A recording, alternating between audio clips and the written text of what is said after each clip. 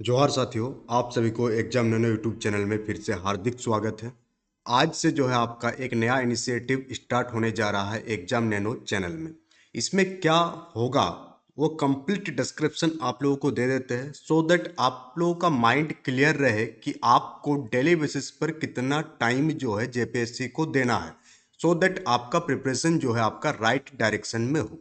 तो ये जितने भी सेशन आज से लेकर के डेली बेसिस पर कंटिन्यू किया जाएगा चैनल में, उस सेशन का क्या खासियत होगा। सबसे पहले डेली बेसिस पर आपका मोर देन 100 PYQ क्वेश्चंस जो है डिस्कस किया जाएगा चैनल में। क्वेश्चन किस टाइप से रहेंगे आपको सैंपल दिखाते हैं यहाँ पर। जैसे कि आपको यहाँ सैंपल दिख रहा है एक हिस्ट्री का PYQ है, और ये सारे PYQ किसी न किसी एग्जाम में पूछा जा चुका है, किसी न किसी एग्जाम में, चाहे और वो खास करके पीएससी एग्जाम में और यूपीएससी में। जितने भी पीएससी है ऑल ओवर इंडिया, उन सारे क्वेश्चंस को जो है एक जगह कंपाइल करके आप लोगों के सामने डेली बेसिस पर प्रैक्टिस कराया जाएगा। उसी टाइप से यहाँ पर ज्योग्राफी का क्वेश्चन आप देख पा रहे होंगे, फिर आपका जो है पॉलिटी का क्वेश्चन आपको दिखेगा। तो डेली बेसिस पर जो है आपको क्या कराया जाएगा, 100 क्वेश्चन जो है आपको प्रैक्टिस कराया जाएगा। इसके साथ साथ आपको क्या कराया जाएगा, मेंस का सिलेबस को ध्यान में रखते हुए डेली एक टॉपिक आपका कंप्लीट कराया जाएगा। जैसे यहाँ पर आज का टॉपिक है आपका पेपर थर्ड का सिंधु घाटी सभ्यता, उत्पत्ति, प्राचीनता, विस्तार, लेखन और मुख्य विशेषताएं। अब ये मेंस का साथ में लेकर चलना आपको, क्योंकि जब जेपीएससी का फॉर्म आएगा और उसके बाद पीटी और मेंस के बीच बहुत ही ज़्यादा गैप आपको देखने को नहीं मिलेगा। तो अभी से अगर आप मेंस एग्जाम का प्रैक्टिस नहीं करेंगे, लिखने का प्रैक्टिस नहीं करेंगे, तो मेंस में अच्छा परफॉर्म नहीं कर पाएंगे। थर्ड इसमें क्या कराया जाएगा पूरा सेशन में, थर्ड आपका जो कराया जाएगा वो कराया जाएगा एनसीईआरटी का समरी। कोई भी एक चैप्टर उठा लिया जाएगा, जैसे कि आज का टॉपिक है आपका दिल्ली सल्तनत।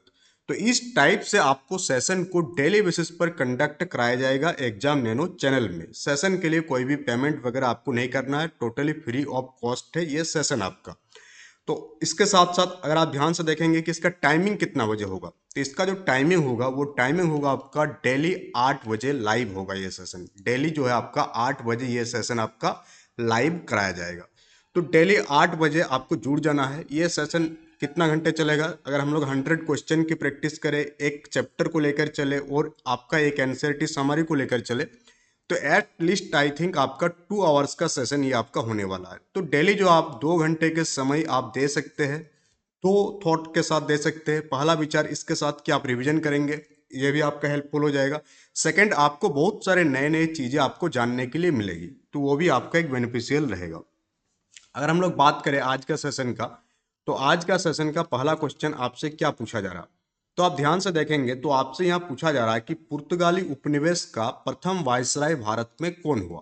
तो हम लोग जानते हैं कि जो यूरोपियंस इंडिया में आए, तो डिफरेंट डिफरेंट टाइम लाइन में डिफरेंट डिफरेंट यूरोपियंस भारत आए।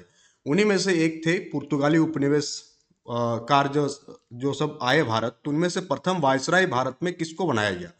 तो आपको पता होनी चाहिए कि अल्मेडा, क्या नाम था इसका, पूरा नाम क्या था, फ्रांसिस्को डी अल्मेडा जो है, इसको जो है भारत में क्या बनाया गया, वायसराय बनाया गया। तो पहला क्वेश्चन का जो आंसर होगा वो आपका ऑप्शन नंबर सी होगा।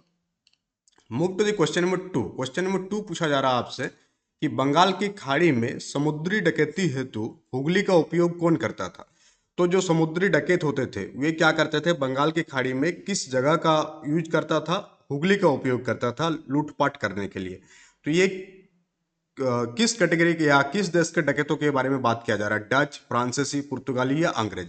तो पुर्तगाली, इसका आंसर भी क्या हो जाएगा आपका, पुर्तगाली। पुर्तगाली जो है आपका बंगाल की खाड़ी में समुद्री डकैती करने हेतु किस जगह का उपयोग करता था, हुगली का उपयोग करता था। तो ये सारे क्वेश्चन जो है इंपॉर्टेंट है, आपका एग्जाम पॉइंट ऑफ व्यू से पूछा जा सकता है आपका नेक्स्ट 14 जेपीएससी में।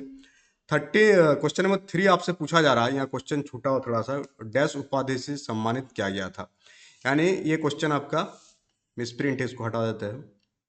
क्वेश्चन नंबर 4 आपसे क्या पूछा जा रहा कि भारत में 1620 ईस्वी में अंग्रेजों ने अपनी पहली फैक्ट्री आपका कहाँ पर स्थित की थी। तो 1612 ईस्वी में अंग्रेज जो है अपना पहला फैक्ट्री कहाँ पर स्थापित किया था, ये आपसे पूछा जा रहा। तो हम लोग क्या जानते हैं कि पूरा कहानी अगर हम लोग पूरा देखें यहाँ पर, तो 1608 ईस्वी, कब, 1608 ईस्वी में जो है आपका एक अंग्रेज जो है मुगल दरबार में आते आते हैं, और उस टाइम कौन आते हैं, तो विलियम हॉकिंस, कौन आते हैं आपका, हॉकिंस जो है आपका मुगल दरबार में आते हैं परमिशन लेने के लिए कि हम लोग क्या करेंगे, यहाँ पर बिजनेस वगैरह स्टार्ट करेंगे। तो अंग्रेजों ने अपना पहला फैक्ट्री मुगलों से परमिशन लेने के बाद कहाँ पर स्थापित किया था? आपका सूरत में स्थापित किया था। तो इसका आंसर आपका क्या हो जाएगा? सूरत हो जाएगा। कब क्या था? 1612, यानी परमिशन लेने के लगभग 4 साल बाद भारत में अपना पहला फैक्ट्री स्थापित किया अंग्रेजों के द्वारा। तो यहाँ पर आपको यहाँ चीजें क्लियर हुआ कि कब स्थापित हुआ, 1612 में स्थापित हुआ। नेक्स्ट आपका, किस मुगल शासक के समय में सर थॉमस रो भारत आया था? तभी अभी हम लोग देखें कि थॉमस रो जो है आपका, ये भारत कब आया था। यहाँ हम लोग देखें कि हॉकिंस जो आया था 1608 ईस्वी में आया था, और थॉमस रो जो है आपका कब आया था? 1615 में आया था। कब आया था ये? 1615। तो 1615 में आया। और फैक्ट्री कब स्थापित हुआ? तो फैक्ट्री आप ध्यान से देखेंगे तो 1612 ईस्वी में फैक्ट्री जो है आपका स्थापित हो गया था। तो थॉमस रो जो भारत आया था, किसके शासन काल में आया था, यह आपसे पूछा जा रहा। तो जहांगीर के शासन काल में जो है थॉमस रो क्या आया था? भारत आया था। तो option number C, question number 5 का एकदम बिल्कुल सही उत्तर हो जाएगा कि थॉमस रो जो है आपका मुगल शासक जहांगीर के टाइमलाइन में भारत आया था। नेक्स्ट पूछा जा रहा है आपसे कि डच ईस्ट इंडिया कंपनी ने किस वर्ष अपनी फैक्ट्री जो है पटना में स्थापित की? तो डचेस जो है अपना फैक्ट्री पटना में पहली बार कब स्थापित किया, ये पूछा जा रहा है आपसे। तो 1632, कब? 1632 में डच ईस्ट इंडिया कंपनी जो है अपना फैक्ट्री कहां पर स्थापित किया? पटना में, यह आपका स्थापित किया। Let's move to the next question. Next question आपसे पूछा जा रहा कि निम्नलिखित में से प्रथम कर्नाटक युद्ध, फर्स्ट कर्नाटक वार का कौन सा तात्कालिक कारण था? कि क्या कारण था कि पहला कर्नाटक वार या प्रथम कर्नाटक युद्ध हुआ था? तो एक टाइमलाइन आप याद रखिएगा कर्नाटक युद्ध का, बार बार एग्जाम में पूछा जाता है कि प्रथम कर्नाटक युद्ध का टाइमलाइन क्या, समयकाल क्या था। तो 1746 से लेकर के 48 तक के बीच में आपका क्या रहा है? प्रथम कर्नाटक युद्ध हुआ था। इसका जो एकदम इमीडिएट रीजन था, तात्कालिक कारण था, वो क्या था? तो ये आपका एक प्रकार का देखा जाए तो तात्कालिक कारण जो रीजन था वो था कि अंग्रेजों द्वारा क्या किया गया था, जो फ्रांसीसी जहाजी बेड़ा था उसका अधिग्रहण कर लिया गया था। और उसी के कारण जो है ये युद्ध आपका फर्स्ट कर्नाटक वार किसके किसके बीच हुआ था? फ्रांसीसी फ्रांसीसी आप याद, ये मत सोचिएगा कि किसी इंडियन राजा के साथ हुआ था, ये फ्रांसीसी वर्सेस अंग्रेज हुआ था। तो प्रथम कर्नाटक युद्ध जो है आपका फ्रांसीसी वर्सेस अंग्रेज हुआ था। तो यहाँ पर आपको क्लियर हुआ कि प्रथम कर्नाटक युद्ध आपका क्यों हुआ था, इसके पीछे का तात्कालिक कारण क्या था। तात्कालिक कारण था आपका अंग्रेजों द्वारा फ्रांसीसी जहाजों का अधिग्रहण। कब हुआ था? 1746 से लेकर के 48 तक के बीच में प्रथम कर्नाटक वार हुआ था। और किसके किसके बीच हुआ था? ये फ्रांसीसी वर्सेस अंग्रेज, ये वार जो है आपका लड़ा गया था। Move to the question number 8। और क्वेश्चन नंबर 8 काफी इंपॉर्टेंट है, बार बार एग्जाम में पूछा जाता है वांडीवास का युद्ध के बारे में। तो वांडीवास का युद्ध जो है किसके किसके बीच लड़ा गया था, ये आपसे पूछा जा रहा। तो पहला चीज याद रखिएगा आप कि वांडीवास का युद्ध, वांडीवास का वार कब हुआ था? तो ये हुआ था आपका 1760 में हुआ था। और ये किसके किसके बीच हुआ था? तो ये फ्रांसीसी वर्सेस अंग्रेज, क्या हो जाएगा आपका? फ्रांसीसी वर्सेस अंग्रेज, फ्रांस और अंग्रेज के बीच। फ्रांसिस जो, फ्रांस बोलने का मतलब ये नहीं कि वो यूरोप में लड़ाई हो रही है, ये लड़ाई इंडिया में हो रही है। किस कंटेक्स्ट में हो रही है कि कौन ज्यादा लूट सकता है इंडिया को, इस कंटेक्स्ट में ये दोनों लड़ाई हुई थी कि या तो मेरा राज रहेगा या तो तुम्हारा राज रहेगा। अंग्रेज बोल रहा है कि हम यहाँ पर ज्यादा बढ़िया से बिजनेस करेंगे, फ्रांसीसी बोल रहा है नहीं हम यहाँ बिजनेस करेंगे।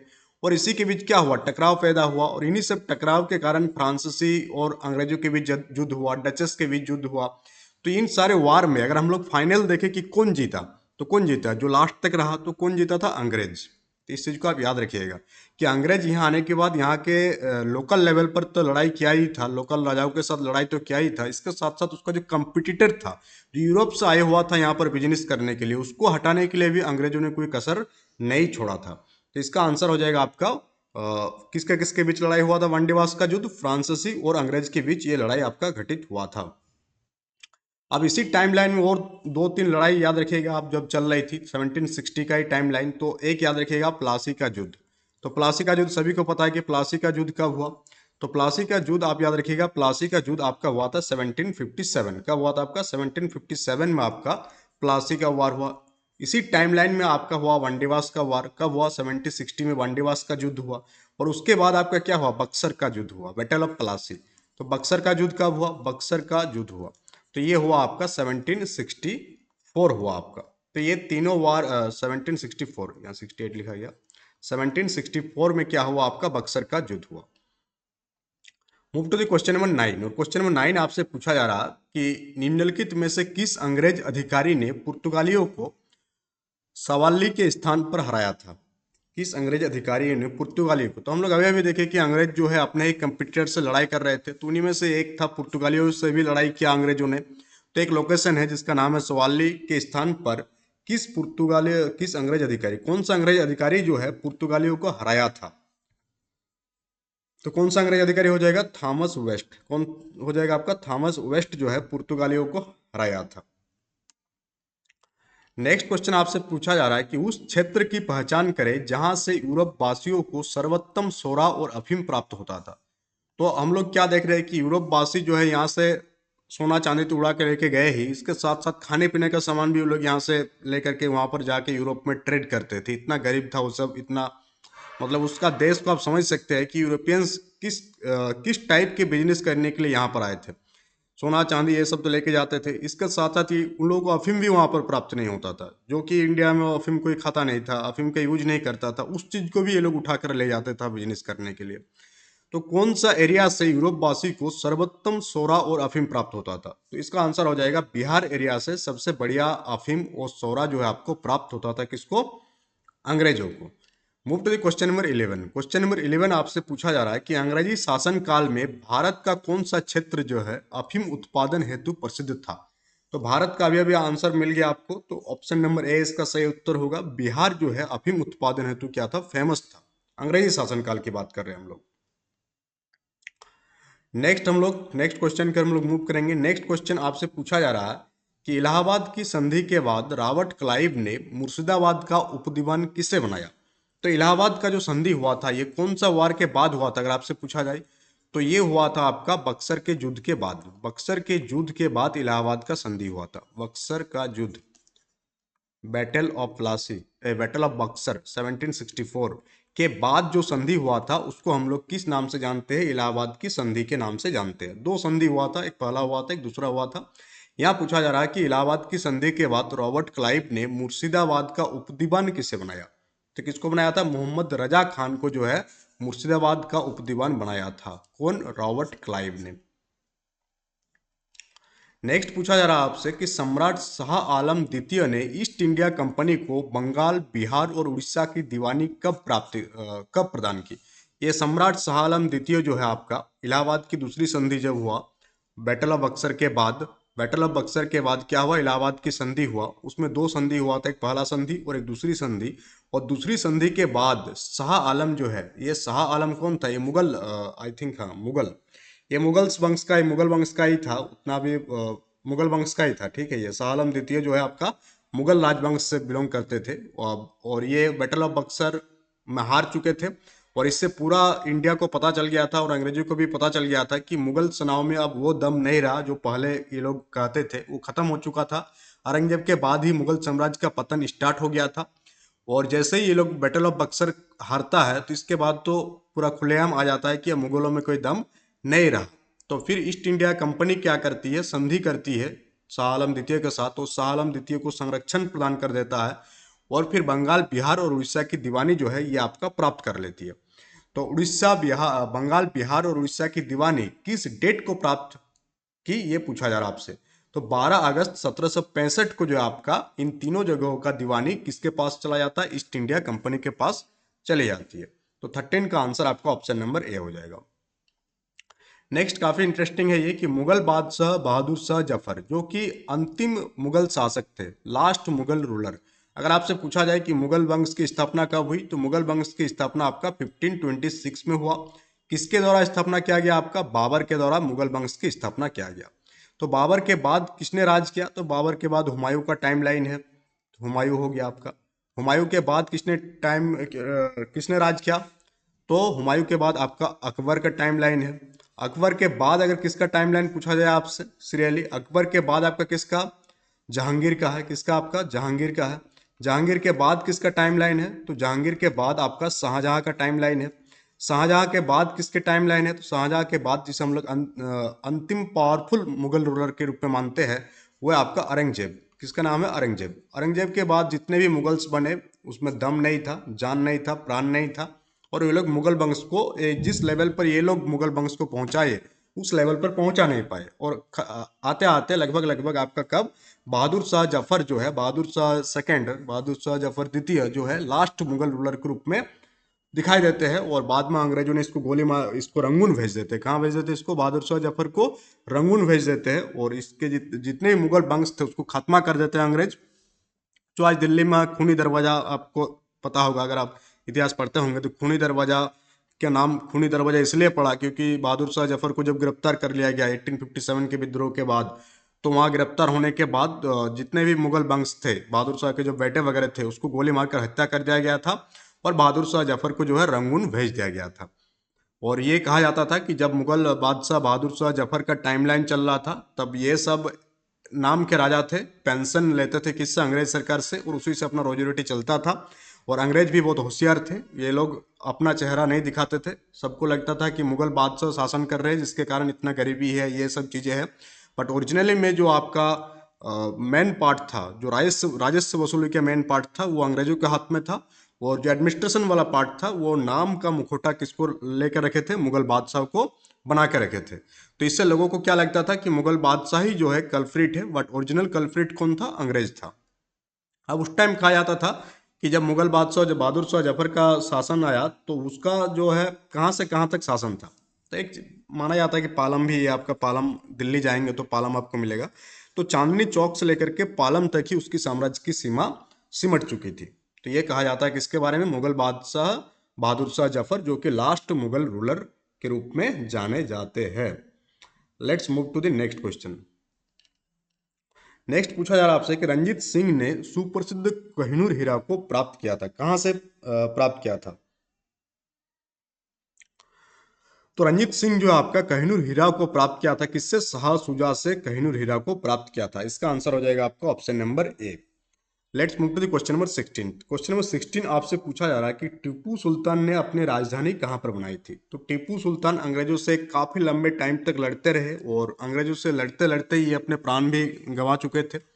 और टीपू सुल्तान अपना राजधानी कहाँ पर बनाया था? तो श्रीरंगपट्टनम में वो अपना राजधानी बनाया था। तो काफी बार पूछा जाता है, टीपू सुल्तान से क्वेश्चन आता है, तो इसको ध्यान रखिएगा आप कि टीपू सुल्तान अपना राजधानी कहाँ पर बनाई थी? तो रंगपट्टनम में अपना राजधानी बनाई थी। Move to the question number 17। और 17 आपसे क्या पूछा जा रहा है कि अंग्रेजों ने श्रीरंगपट्टनम की संधि किसके साथ की थी? तो अंग्रेजों ने श्रीरंगपट्टनम की संधि जो है, अभी अभी आप बात की कि टीपू सुल्तान अपना राजधानी बनाए थे रंगपट्टनम में, तो जाहिर सी बात है कि श्रीरंगपट्टनम की संधि किसके साथ किया था? टीपू सुल्तान के साथ आपका ये संधि क्या था। Move to the question number 18। Question number 18 आपसे क्या पूछा जा रहा है कि ठगों का उन्मूलन किसके नेतृत्व में हुआ? तो चार ऑप्शन आपके पास, lord Clive, captain Sleeman, lord Minto और अलेक्जेंडर वंस। तो ठगों का उन्मूलन जो हुआ था आपका कैप्टन स्लीमन के नेतृत्व में आपका ठगों का उन्मूलन हुआ था। क्वेश्चन नंबर 19 पूछा जा रहा है आपका, बंगाल में द्वि शासन प्रणाली किसके द्वारा लागू लागू किया गया? तो द्वैध शासन की शुरुआत जो है बंगाल में किसके टाइमलाइन में हुआ था? आपका वारन हेस्टिंग, सॉरी, रॉबर्ट क्लाइव के टाइम में हुआ था। कब हुआ था आपका? रॉबर्ट क्लाइव 1765 बक्सर का युद्ध हुआ, उसके बाद रॉबर्ट क्लाइव के हाथ में आपका बंगाल का पूरा शासन व्यवस्था आ गया। तो रॉबर्ट क्लाइव क्या क्या एक द्वैध शासन प्रणाली स्थापित किया, जिसके बारे में अभी हम लोग बात किए कि इसमें क्या होगा, जो प्रशासन है, एडमिनिस्ट्रेशन है, प्रशासन किसके हाथ में दे दिया गया? प्रशासन वहां के कठपुतली राजा के हाथ में दे दिया गया। प्रशासन दे दिया गया कठपुतली राजा के हाथ में, ठीक। अब वो राजस्व वसूली, ये जो राजस्व वसूली के काम, ये कौन करने लगा? ये राजस्व वसूली के काम अंग्रेज करने लगा। इसी को हम लोग क्या कहते हैं? द्वैध शासन प्रणाली कहते हैं, डायरकी के नाम से जानते हैं। प्रशासन किसके हाथ में? कठपुतली राजा के हाथ में, कठपुतली राजा के हाथ में। और राजस्व कौन वसूल कर रहा? अंग्रेज वसूल कर रहा। अब मान लेते हैं कि कोई एरिया है बंगाल का, कोलकाता कोई मान लेते हैं। अब कोलकाता का जो राजस्व है, वो राजस्व को इकट्ठा करेगा अंग्रेज। तो अंग्रेज इकट्ठा करके क्या करेंगे? कोशिश करेंगे ज्यादा से ज्यादा पैसा इंग्लैंड भेज दे और अपने पास रखे। और राजा को क्या करना है? अपना साम्राज्य चलाना है, अपना एरिया को देखना है। अब उसके पास पैसा है ही नहीं, पैसा के लिए वो किस पर डिपेंडेबल है? अंग्रेज पर डिपेंडेबल है। तो क्या इस केस में किसी भी देश का विकास होगा? नहीं होगा। क्लियर हो गया। अब एक एग्जाम में क्वेश्चन बार बार पूछा जाता है, दैध शासन आपका 1765 में स्टार्ट हुआ। कब शुरुआत हुआ? है 1765 में इसकी शुरुआत हुई। दैध शासन प्रणाली का समाप्त किसने किया, यानी खात्मा किसने किया? तो दैध शासन प्रणाली को जो खात्मा किया वो कब हुआ आपका 1772 में इसका खात्मा हुआ। यह समाप्त कब हुआ 1772 में हुआ। बट उस टाइम तक बहुत स्थिति खराब हो गई थी प्रशासनिक दृष्टि से अगर देखा जाए, सारे पैसे लूट लिए गए थे और स्थिति जो है बहुत ही डामाडोल था। तो अंग्रेजों ने देखा कि ये पूरा का पूरा फेल्ड है। क्या, कौन सा प्रणाली? द्विशासन प्रणाली, दैध शासन प्रणाली फेल्ड है देखा जाए तो 1772 में जो है इसको समाप्त कर दिया गया। कोर्ट ऑफ डायरेक्टर्स के द्वारा इसको समाप्त किया गया था। और उस टाइम जो कार्यकाल था किसका था? तो वारेन हेस्टिंग्स का था। किसका था? Warren Hastings. तो किसके टाइमलाइन में स्टार्ट हुआ था ये आपको, और किसके टाइमलाइन में खत्म हुआ, ये एग्जाम पॉइंट ऑफ व्यू से काफी इंपॉर्टेंट है और इसको आपको याद रखना ही रखना है।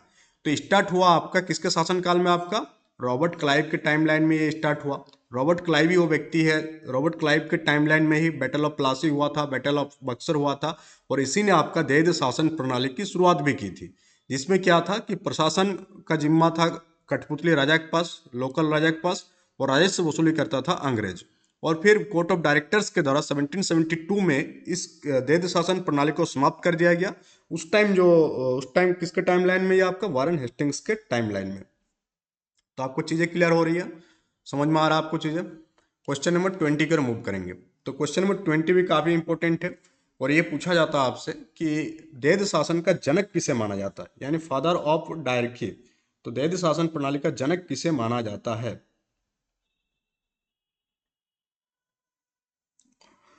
तो जनक जो माना जाता है आपको, किसको माना जाता है? आपका लियोनल कॉर्टिस को माना जाता है। भले वो लॉर्ड क्लाइव के टाइमलाइन में स्टार्ट हुआ था, बट जनक जो माना जाएगा किसे माना जाएगा? लियोनल कॉर्टिस को माना जाएगा। यहाँ पर अगर ऑप्शन लागू किया था रॉबर्ट क्लाइव ने, बट इसको जो दिया था, ये क्या दिया था? यही व्यक्ति पहले जो क्या बताया था कि दीवानी, कौन सी व्यवस्था? दीवानी व्यवस्था और कानूनी व्यवस्था, इन दोनों को अलग अलग कर दो। दीवानी व्यवस्था और कानूनी व्यवस्था को अलग अलग कर दो, ये बताया था सबसे पहली बार सर लियोनिल कॉर्टिस। और किसके टाइमलाइन में लागू हुआ था? ये लॉर्ड क्लाइव के द्वारा ये लागू हुआ था। क्वेश्चन नंबर 21 पूछा जा रहा है आपसे कि भारत में प्रथम रेलवे लाइन किस ब्रिटिश गवर्नर के समय बिछाई गई थी? जब भारत में पहले रेलवे लाइन जो बिछाई गई थी, उसका कब बिछाई गई थी? 1853 में। 1853 में आपको बिछाया गया था। कहाँ से कहाँ तक पूछा जाता है आपसे? तो बंबई से थाने के बीच में, बंबई टू थाने के बीच में भारत में पहली रेल लाइन बिछाई गई 1853 में। तो उस टाइम ब्रिटिश गवर्नर का नाम क्या था? ब्रिटिश गवर्नर कौन था आपका? तो ब्रिटिश गवर्नर का नाम हो जाएगा आपका लॉर्ड डलहौजी। तो ये पहला।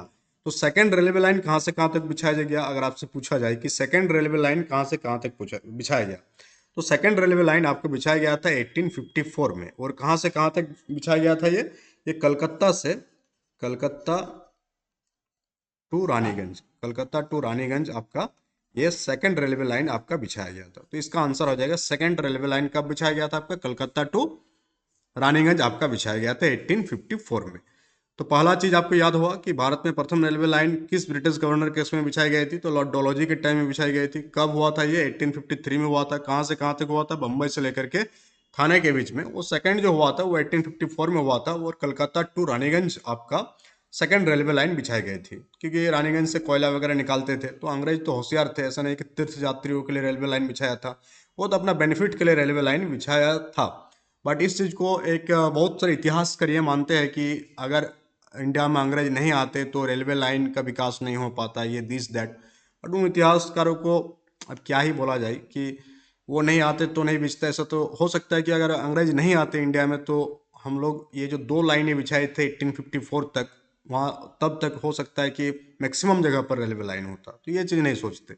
वो ये सोचते हैं कि जीरो था तो जीरो से दो पहुंच गए, तो ये ब्रिटिशों का योगदान रहा। बट ये नहीं देख रहे कि ब्रिटिश इसको लूटने के पर्पज से रेलवे लाइन बिछा रहा था।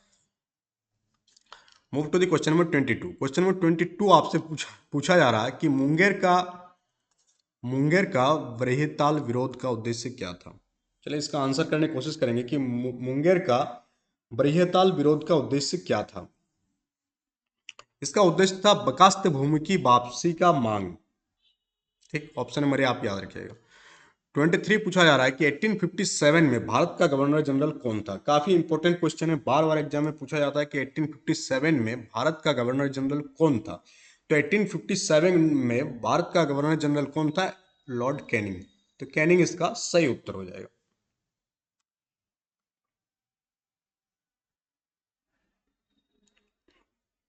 तो लॉर्ड कैनिंग से संबंधित दो पॉइंट आप याद रखिएगा कि ये लॉर्ड कैनिंग जो था ये आपका लास्ट क्या था आपका लास्ट गवर्नर जनरल था। Last governor general appointed by the east India company, last governor general. क्योंकि हम लोग क्या जानते हैं कि 1857 के बाद जो इंडिया जो है टोटली कंप्लीटली किसके अंडर आ जाता है, ब्रिटिश क्राउन के अंडर आ जाता है। पहले जो राज चल रहा था, सिस्टम चल रहा था, वो कौन चला रहा था, ईस्ट इंडिया कंपनी चला रहा था।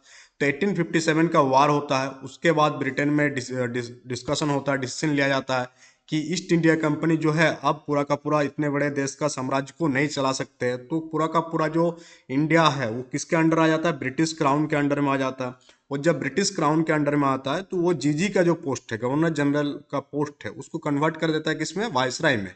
तो वायसराय में कन्वर्ट कर दिया जाता है, तो वायसराय, तो वायसराय याद रखिएगा, वायसराय। तो गवर्नर जनरल का पद को कब समाप्त किया जाता है, 1857 में ही समाप्त किया जाता है। तो इसलिए भारत का अंतिम गवर्नर जनरल अगर आपसे पूछा जाए जो अपॉइंटेंट हुआ ईस्ट इंडिया कंपनी के द्वारा, तो वो हो जाएगा आपका कौन, लॉर्ड कैनिंग। अगर आपसे पूछा जाए कि भारत का प्रथम वायसराय, भारत का प्रथम वायसराय का नाम, तो भारत का प्रथम वायसराय कौन हो जाएगा, लॉर्ड कैनिंग, भारत का प्रथम वायसराय। कैसे याद रखिएगा, कैनिंग के नाम में क्या है आपका, कैनिंग, आप अगर आप ध्यान से देखेंगे तो कैन, आई कैन, जब पूछा गया कि कौन कर पाएगा, तो कैनिंग उत्तर देता है कि आई कैन, कि हम कर सकते हैं, हम भारत का पहला वायसराय बन सकते हैं। तो इस टाइप से याद रखना आपको, आई कैन से आपका कैनिंग याद रखना है। और ये भारत का प्रथम वायसराय और भारत का अंतिम गवर्नर जनरल जो कि अपॉइंटेड हुआ था किसके द्वारा, ईस्ट इंडिया कंपनी के द्वारा। और 1857 में भारत कंप्लीटली किसके अंडर में आ जाता है, ब्रिटिश क्राउन के अंडर में आ जाता है। और ईस्ट इंडिया कंपनी को क्या बना दिया जाता है, सिर्फ और सिर्फ वो बिजनेस मैटर को एफआईआर करेगा।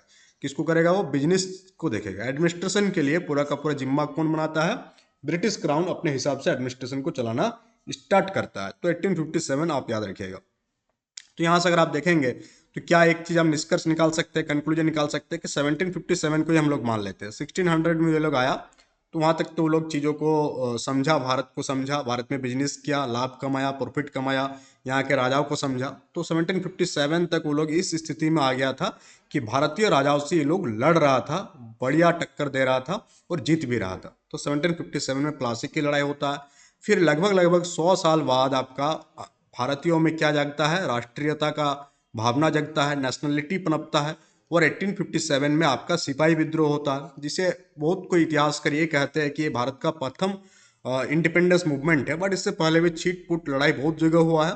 बट अगर देखा जाए कि all over India mass level पर अगर कोई विरोध हुआ है इंडिया में, अंग्रेज जब से आया तब से, तो पहली बार हुआ कब, 1857 में। ऑल ओवर इंडिया में विरोध हुआ ही है।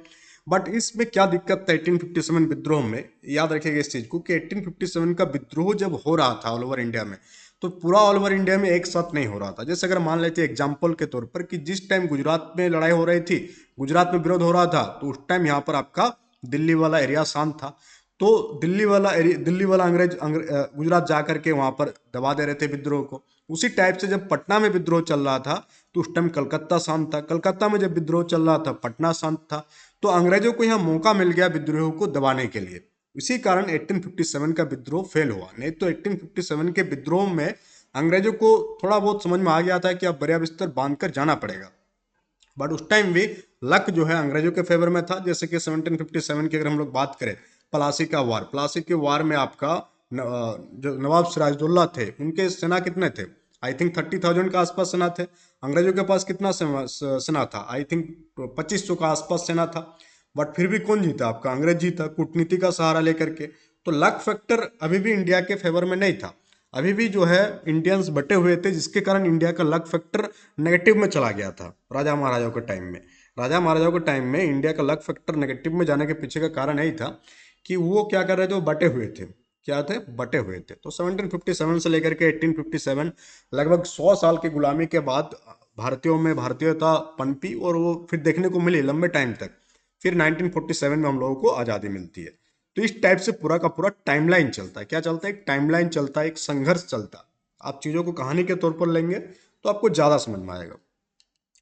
Move to the question number 24 आपसे पूछा जा रहा है कि अंग्रेजी भारतीय सेना में चर्बी चबाने वाले कारतूसों से चलने वाले एनफील्ड राइफल कब शामिल की गई।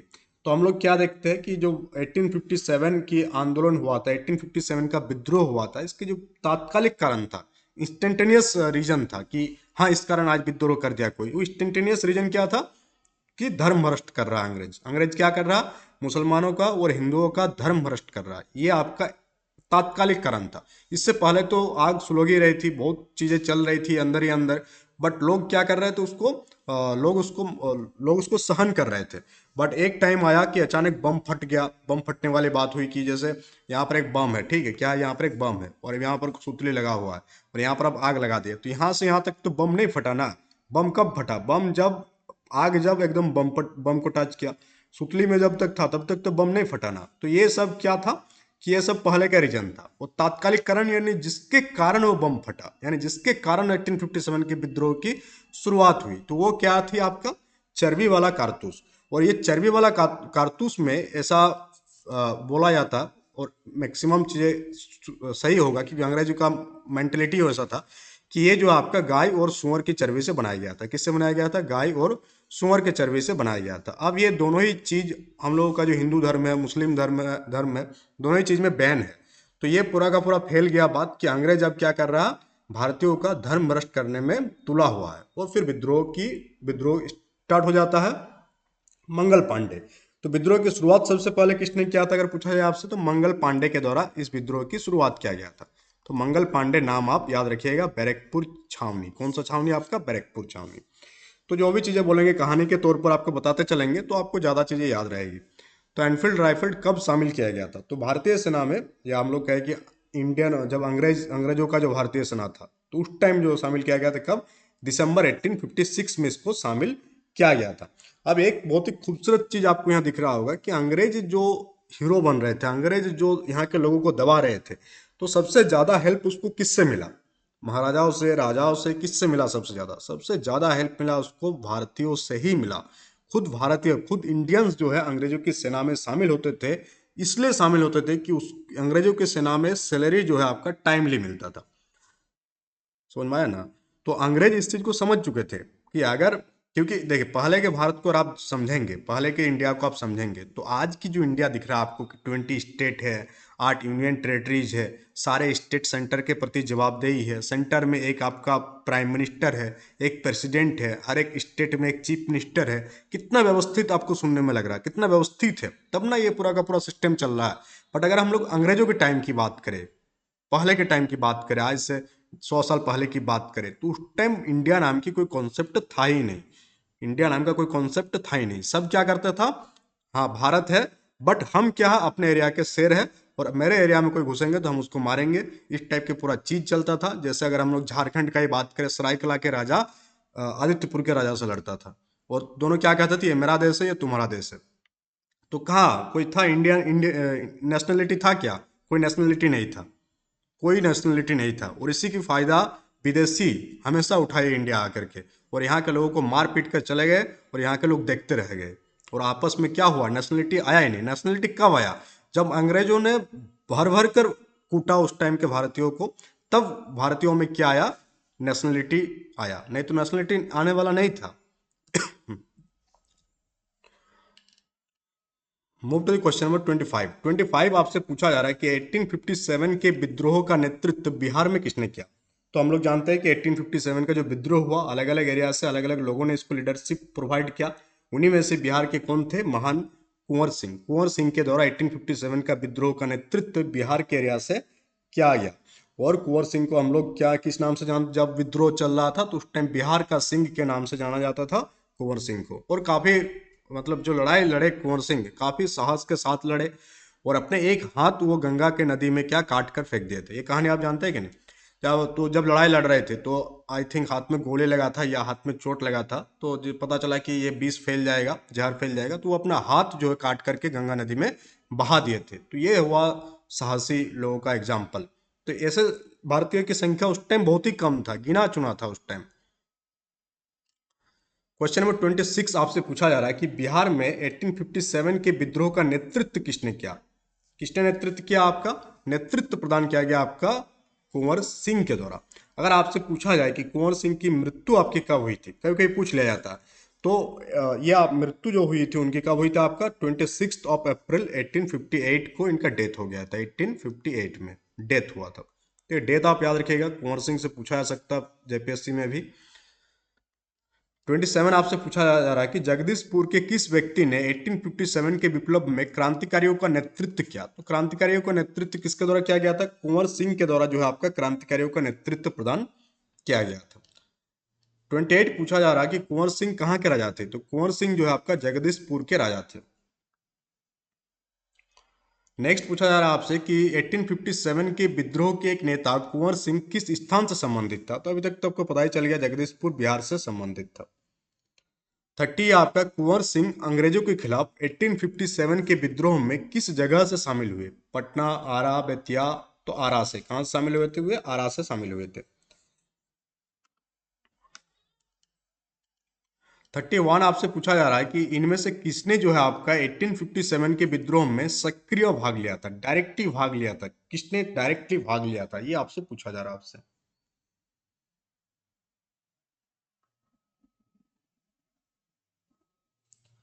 मतलब सक्रिय भाग लिया था इनमें से किसने? तो नाना साहब कानपुर, बेगम हजरत महल लखनऊ, मौलवी अब्दुल्ला फैजाबाद, बेगम जीनत महल दिल्ली। तो अगर हम लोग देखेंगे ध्यान से तो कोई एक आंसर नहीं होगा, एक से ज्यादा आंसर होगा इस क्वेश्चन का। जैसे कानपुर से आपका नाना साहब लीड कर रहे थे, लखनऊ से आपका बेगम हजरत महल लीड कर रहे थे, फैजाबाद से मौलवी अहमदुल्ला लीड कर रहे थे, दिल्ली से आपका जीनत महल, बेगम जीनत महल लीड कर रही थी। तो इसका आंसर एक से ज्यादा होगा। तो इसका आंसर और एक ऐड कर लीजिएगा, ऑल ऑफ द अबव लिख दीजिए, ऑल ऑफ द अबव। सब कोई क्या कर रहा था उस टाइम? एक्टिवली रूप से पार्टिसिपेट किए थे किसमें? 1857 के विद्रोह में। और अंग्रेज काफी डरे हुए थे, सहमे हुए थे, बट अल्लाह अंग्रेजों के साथ दे दिया। 32 आपसे पूछा जा रहा है कि पटना के 1857 के स्वतंत्रता संग्राम के नेता कौन थे? पटना से कौन नेता थे? तो आपका कुंवर सिंह जो है आपका पटना से लीडरशिप प्रदान कर रहे थे। 33 आपसे पूछा जा रहा है कि 1857 के विद्रोह का बिहार में 15 ऑफ जुलाई 1857 से लेकर के 20 जनवरी 1850 तक का केंद्र कहाँ था? तो अभी आपको पता चल गया होगा, जगदीशपुर जो है ये मेन केंद्र था, मेन सेंटर पॉइंट था 1857 का विद्रोह का बिहार से। 34 आपसे पूछा जा रहा है कि जगदीशपुर के राजा कौन थे? तो कुंवर सिंह जो है आपका जगदीशपुर के राजा थे। 35 की कुंवर सिंह ने 1857 के विद्रोह का नेतृत्व किस प्रांत से किया था? तो बिहार प्रांत से किया था। और उसके साथ ही जैसे कि अभी हम लोग बात किए कि आपका पहले क्या होगा, 100 एमसीक्यू क्वेश्चन होगा। तो अभी लगभग लगभग 50 तक हम लोग पहुंच चुके हैं, फिर हम लोग ज्योग्राफी का डिस्कशन करेंगे। बट उससे पहले हम लोग एक टॉपिक कंप्लीट कर लेंगे, जो कि हम लोग बात किए थे कि एनसीईआरटी का एक समरी भी आपको क्या कराया जाएगा डेली बेसिस पर। तो चलिए, एक टॉपिक है आज आपका, टॉपिक का नाम है आपका दिल्ली सल्तनत। तो हम लोग देखेंगे दिल्ली सल्तनत के बारे में। तो अगर हम लोग बात करें कि दिल्ली सल्तनत का टाइमलाइन, तो टाइमलाइन याद रखिएगा, पीटी में आपका टाइमलाइन बहुत पूछा जा सकता है आपसे। तो 1206 से लेकर के 1526 तक जो है आपका दिल्ली सल्तनत का टाइमलाइन है। और 1526 में क्या आता है, मुगल वंश की स्थापना होती है, वो दिल्ली सल्तनत की खात्मा होती है। तो अगर हम लोग मेडिवल इंडिया की देखें तो मेडिवल इंडिया का लगभग लगभग 320 साल, आप समझ रहे हैं, 320 ईयर्स, कितना साल? 320 साल तक इंडिया में किसका शासन रहा? दिल्ली सल्तनत का शासन रहा। दिल्ली सल्तनत के लीडरशिप में इंडिया में एडमिनिस्ट्रेशन चला। अब दिल्ली सल्तनत में टोटल कितने वंश शामिल थे? तो टोटल 5 वंश शामिल थे। सबसे पहले गुलाम वंश, और गुलाम वंश के द्वारा ही दिल्ली सल्तनत की स्थापना किया गया। फिर गुलाम वंश को हरा करके खिलजी वंश राजा बना। फिर खिलजी वंश को खत्मा करके तुगलक वंश आया। फिर तुगलकों को खत्म करके सैयद आया, और सैयद के बाद क्या आया? लोधी वंश आया। और इस काल में अगर हम लोग बात करें दिल्ली सल्तनत की जो टाइमलाइन है 1206 से लेकर के 1526, इस टाइमलाइन में भारत में क्या हो रही थी? इस्लामी शासन क्या हो रहा था? सुदृढ़ हो रहा था। और इसी टाइमलाइन में भारत में राजनीतिक रूप से, पॉलिटिकली देखा जाए, कल्चरली देखा जाए, और सामाजिक दृष्टिकोण से हम लोग देखेंगे तो कोई महत्वपूर्ण, बहुत सारे इंपॉर्टेंट चेंजेस हम लोगों को देखने को मिला। तो एक एक करके सारे वंशों के बारे में हम लोग बात करेंगे। और जो फैक्ट है पीटी के लिए इंपॉर्टेंट है, उस सारे फैक्ट को हम हाईलाइट कर दिए हैं, उस फैक्ट को आप लिख सकते हैं। और अगर आप इन सारे नोट्स को प्राप्त करना चाहते हैं, एक आपका डेली बेसिस का जो ये सेशन लिया जाएगा उसका पीडीएफ आपका, और आपका एनसीईआरटी नोट्स, ये दोनों ही आपका ऑफर प्राइस जो है अभी है 99 रुपीज़ में आप एक्सेस कर सकते हैं। कहाँ से आप प्राप्त होगा ये नोट? इस नोट को लेने के लिए आप एग्जाम नैनो जो Telegram, exam nano application, not Telegram channel, Telegram channel में कुछ भी शेयर, ये सब शेयर नहीं होता। आपका जो आज का सेशन सिर्फ शेयर कर देंगे, सो दैट लोगों को जानकारी मिल जाए। और उसके बाद अगर ये सारे पीडीएफ आपको प्राप्त करना है तो आप एग्जाम नैनो एप्लीकेशन को डाउनलोड कर लीजिएगा, वहाँ से आप बैच को एक्सेस कर सकते हैं। अब इस बैच में आपको क्या क्या मिलेगा ये भी एक बार बता देते हैं आपको। तो इस बैच में आपको जो डेली बेसिस पर 100 PYQ, इससे ज़्यादा ही होगा, मिनिमम मान के चल रहे हैं कि डेली आपको 100 PYQ कराया जाएगा। वो PYQ का PDF किस फॉर्मेट में मिलेगा? दोनों ही फॉर्मेट में आपको प्रोवाइड कर देंगे। एक रहेगा जिसमें आपको आंसर वगैरह कुछ दिखेगा नहीं, जो प्लेन आपको दिख रहा है, और सेकेंड आपको मिलेगा जिसमें आपका ये जो एनोटेशन है, ये जो आप लिख रहे हैं थोड़ा थोड़ा करके, इसका आंसर ये है, इसके पीछे ये कारण था, वो दोनों ही आपको मिलेगा। तो दोनों PDF आपको मिलेगा। लगभग लगभग 1500 से लेकर के 2000 MCQ, उससे ज़्यादा ही MCQ आपको मिलेगा हर एक सब्जेक्ट का। या 1500 लिखिए मतलब नहीं कि सिर्फ 1500 सॉरी, एक सब्जेक्ट का 1500। तो अगर हम लोग JPSC का PT का सिलेबस को देखेंगे तो लगभग लगभग आपका 10 टॉपिक है, तो 15,000 से भी ज़्यादा क्वेश्चन आपको मिलेगा। जो आपका उसके साथ साथ NCERT का हिस्ट्री का नोट्स अभी हम लोग के पास तैयार हो गया, तो उस हिस्ट्री का नोट्स को ऐड कर दिया जाएगा। फिर अगर ज्योग्राफी का बनता है तो ज्योग्राफी भी हम लोग ऐड कर देंगे। बट पैकेज में जो है अभी बता दे रहे हैं हम, हिस्ट्री का NCERT नोट्स आपको मिल जाएगा। वो ये ऑफर प्राइस 99 है। फिर जैसे जैसे हम लोग इंक्लूड करते जाएंगे इसमें चीज़ों को, तो ऐड होते जाएगा और प्राइस भी इंक्रीज होते जाएगा। बट जो लोग पहले से जुड़ेंगे उसको सिर्फ और सिर्फ यही पे करना, उसके बाद जैसे जैसे चीज़ें जोड़ते जाएंगे तो आपको ऐड होते जाएगा विदाउट एनी कॉस्ट। तो दिल्ली सल्तनत की स्थापना किसने किया था? कुतुबुद्दीन ऐबक के द्वारा दिल्ली सल्तनत की स्थापना किया गया था 1206 से लेकर के 1210 कुतुबुद्दीन ऐबक का टाइमलाइन रहा। तो कुतुबुद्दीन ऐबक जो आपका गुलाम वंश का संस्थापक है, और इसने क्या किया था, दिल्ली में जो आपका मुस्लिम शासन की नींव रखी। और पहले वो क्या था, तो इसका नाम गुलाम वंश क्यों कहा जाता है? क्योंकि ये जो कुतुबुद्दीन ऐबक है, ये आपका एक गुलाम था। तो किसका गुलाम था? मोहम्मद घोरी का गुलाम था। और मोहम्मद गौरी जब इंडिया को लूटा और उसके बाद वापस जा रहा था, तो वो किसको छोड़ के गया यहाँ इस एरिया को? कुतुबुद्दीन ऐबक को छोड़ के गया। तो कुतुबुद्दीन ऐबक एक गुलाम था, जिसके कारण इसको हम, इस वंश को हम लोग गुलाम वंश के नाम से जानते हैं। तो कहाँ के गुलाम था? तुर्की गुलाम था, याद रखिएगा। फिर आपका कुतुबुद्दीन ऐबक के बाद कौन सुल्तान बनता है? इल्तुतमिश बनता है। और इल्तुतमिश जो है आपका गुलाम वंश को, या हम लोग कहे दिल्ली सल्तनत को मजबूती प्रदान किया। और इल्तुतमिश क्या किया? दिल्ली को राजधानी बनाया और एक पूरा का पूरा एडमिनिस्ट्रेटिव स्ट्रक्चर खड़ा किया। तो किसने दिल्ली को राजधानी बनाया गुलाम वंश में? इल्तुतमिश बनाया, और एक स्ट्रक्चर वो खड़ा किया ताकि प्रशासन जो है ढंग से चलते रहे। फिर आपका आता है रजिया सुल्तान का टाइमलाइन। भारत की पहली महिला शासिका या पहली महिला सुल्ताना हम लोग कह सकते हैं। 1236 से लेकर के 40 तक का टाइमलाइन है। बहुत सारी चीज़ें इसमें आपको पढ़ाएंगे जब हम लोग मेडिवल इंडिया देखेंगे। यहाँ हम लोग NCERT का समरी देख रहे हैं, तो NCERT में इतना ही है, और इतना ही आपको जानना है PT पॉइंट ऑफ व्यू से। अगर मेंस पॉइंट ऑफ व्यू से देखेंगे तो रजिया सुल्तान का सुल्तान बनना, उसके बाद उसका साम्राज्य धीरे धीरे विघटन होना, ये सारी चीज़ें भी आपको देखना पड़ेगा। क्योंकि हम लोग क्या जानते हैं कि रजिया सुल्तान में पूरा का पूरा स्किल था एक सम्राट बनने का, एक साम्राज्ञी बनने का। बट धर्म और लिंग के कारण क्या करना पड़ा उसको? विरोध का सामना करना पड़ा। जो उस टाइम का जो प्रभुत्व वर्ग था, वे लोग नहीं चाहते थे कि कोई मुस्लिम जो है, सॉरी, कोई लेडी जो है आपका क्या बने, रानी बने, या पूरा का पूरा साम्राज्य को संभाले। अगर हम लोग बात करें कि गुलाम वंश के टाइमलाइन में क्या क्या हुआ, तो कुतुब मीनार का निर्माण आपका कुतुबुद्दीन ऐबक के द्वारा स्टार्ट हुआ। बट इसको पूरा किया इल्तुतमिश, इसको पूरा किया। और इल्तुतमिश क्या क्या था कि पूरा का पूरा दिल्ली सल्तनत की रक्षा के लिए चौहानों के साथ लड़ाई किया, राजपूतों के साथ, और मंगलों से क्या क्या था आपका युद्ध किया था, जो दिल्ली सल्तनत को मजबूती प्रदान किया। फिर आपका आता है गुलाम वंश के बाद खिलजी वंश। खिलजी वंश का टाइमलाइन आपका 1290 से लेकर के 1320 1320 तक का टाइमलाइन हम लोगों को देखने को मिलता है खिलजी वंश में। अगर आपसे पूछ लिया जाए कि खिलजी वंश के संस्थापक कौन थे, तो फिरोज खिलजी, जलालुद्दीन फिरोज खिलजी 1290 से लेकर के 1296 तक का शासन करता है। अगर हम लोग खिलजी वंश की इंपॉर्टेंट रूलर की बात करें तो उसमें नाम आता है अलाउद्दीन खिलजी का। अलाउद्दीन खिलजी का जो टाइमलाइन है 1296 से लेकर के 1316 तक, लगभग लगभग 20 साल तक शासन किया। और सबसे शक्तिशाली खिलजी शासक यही था, और यह साम्राज्य को काफी आगे लेके गया, इसकी सीमा को बढ़ाया और दक्षिण भारत तक अपना विजय अभियान चलाया। तो कभी कभी पूछा जाता है आपसे कि मेडिवल टाइम में जो दिल्ली सल्तनत है, दिल्ली सल्तनत में किस शासक ने जो आपका दक्षिण भारत तक अपना विजय अभियान चलाया था, तो वो अलाउद्दीन खिलजी हो जाएगा। नेक्स्ट, कौन कौन सी प्रशासनिक सुधार लाया गया, तो बहुत ही सख्त प्रशासनिक नीतियां लागू किया गया आपका अलाउद्दीन खिलजी के टाइमलाइन में। साथ ही ये है जो आपका मार्केट कंट्रोल पॉलिसी, मूल्य नियंत्रण पर कानून कौन बनाया था, तो ये भी आपका अलाउद्दीन खिलजी के द्वारा बनाया गया था।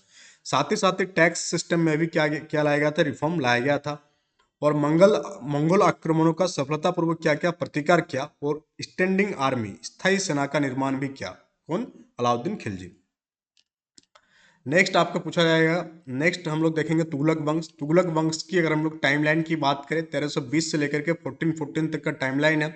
इसके जो संस्थापक है कौन है? गयासुद्दीन तुगलक इसके संस्थापक है। 1320 से 1325 तक शासन करते हैं। फिर कौन शासक बनता है? मोहम्मद बिन तुगलक बनता है। उसका टाइमलाइन आप याद रखिएगा पीटी पॉइंट ऑफ व्यू से, 1325 से लेकर के 1351 तक। और ये जो है ना, ये आपका राजधानी को दिल्ली से कहाँ ट्रांसफर किया था? दौलताबाद, देवगिरी ट्रांसफर किया था, जो कि असफल साबित हुआ था। और जितने भी शासक हुए उनमें से सबसे असफल शासक किसे माना जाता है? मोहम्मद बिन तुगलक को ही माना जाता है। लगभग लगभग 25 साल का टाइमलाइन रहा इनका। फिर आपका फिरोज शाह तुगलक बनता है।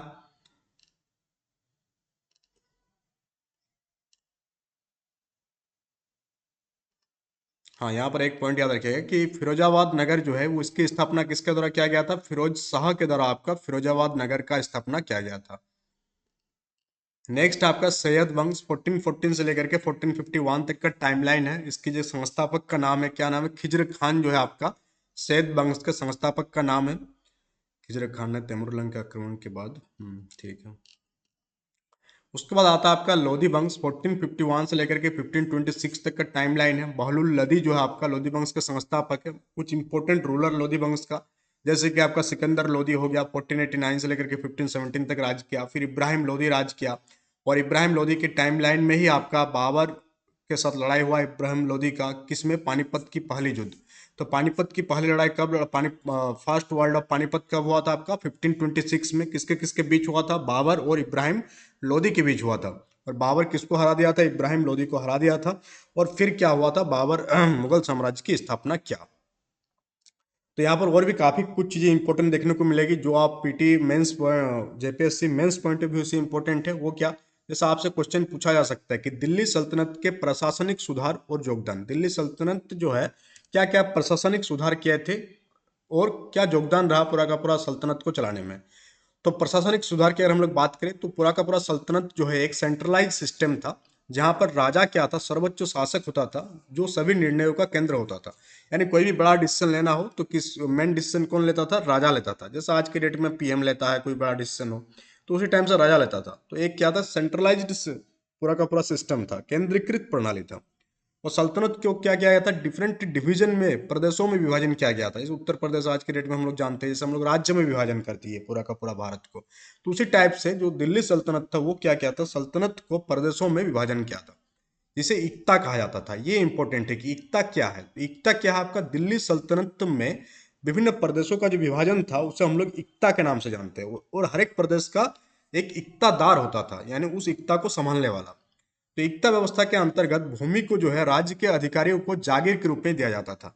तो पूरा का पूरा भूमि को राज्य के अधिकारियों को दे दिया जाता था, और कहा जाता था कि तुम इसमें से इतना पैसा रख लेना और बाकी टैक्स जो है तुमको जमा करना है कहाँ? दिल्ली में।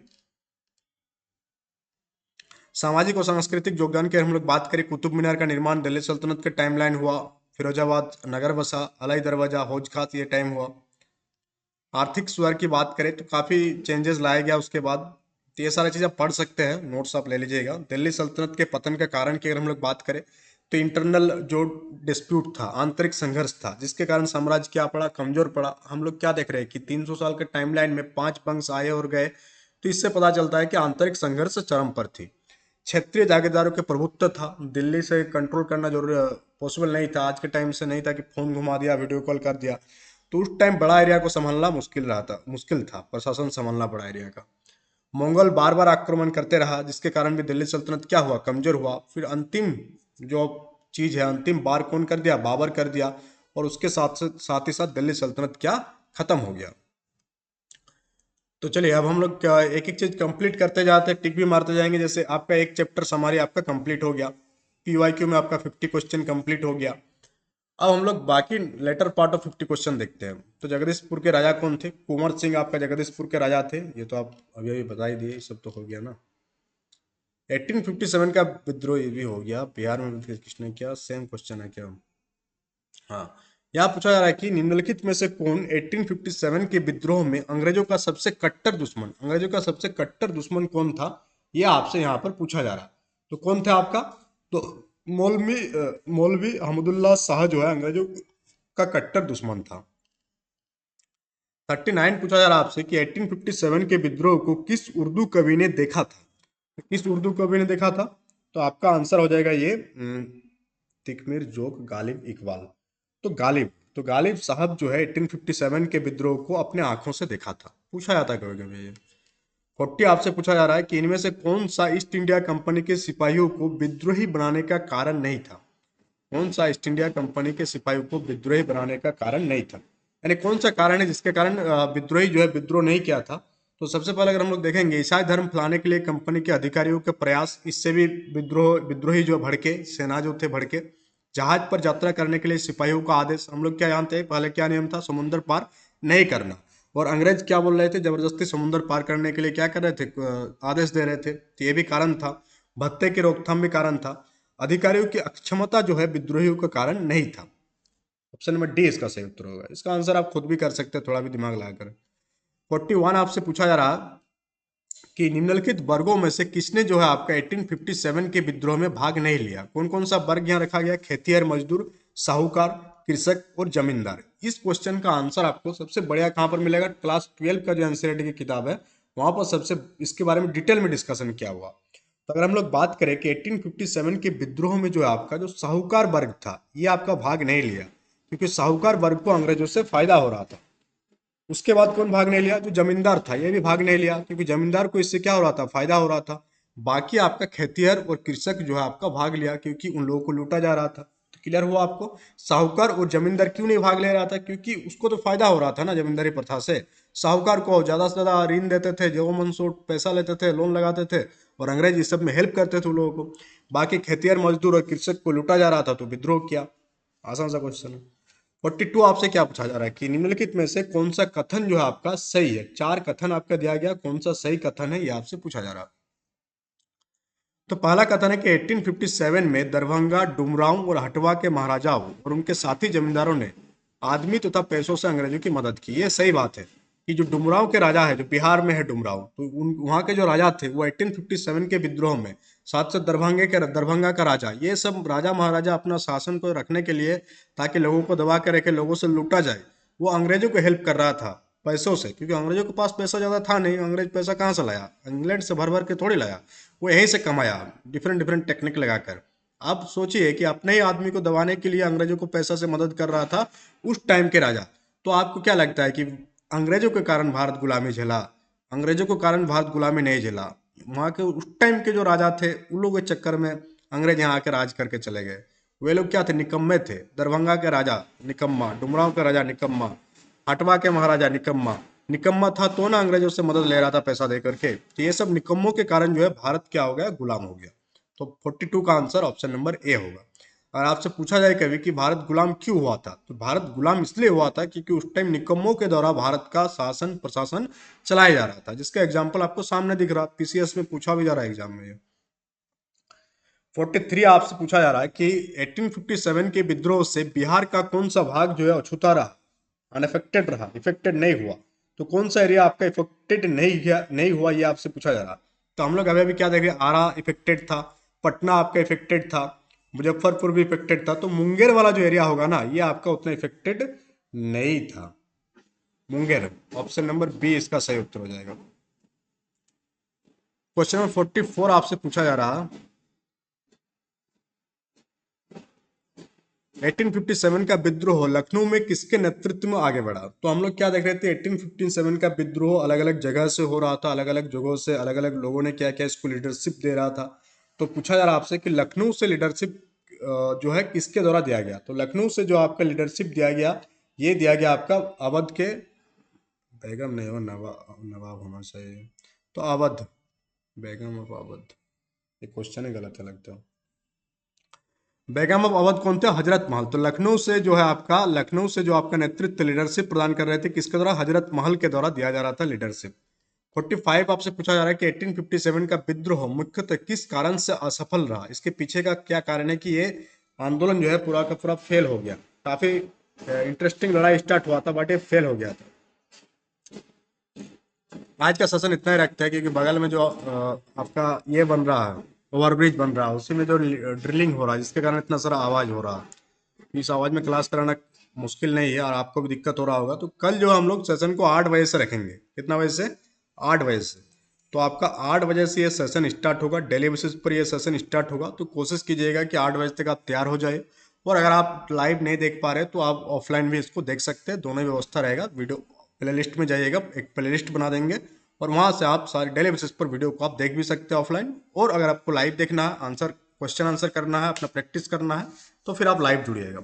और आपको पीडीएफ अगर लेना है तो एग्जाम नैनो एप्लीकेशन को आप गूगल प्ले स्टोर से डाउनलोड कर लीजिएगा, वहाँ से आप पीडीएफ को एक्सेस कर सकते हैं। तो चलिए हम लोग मिलते हैं नेक्स्ट क्लास में। Thank you for attending the session.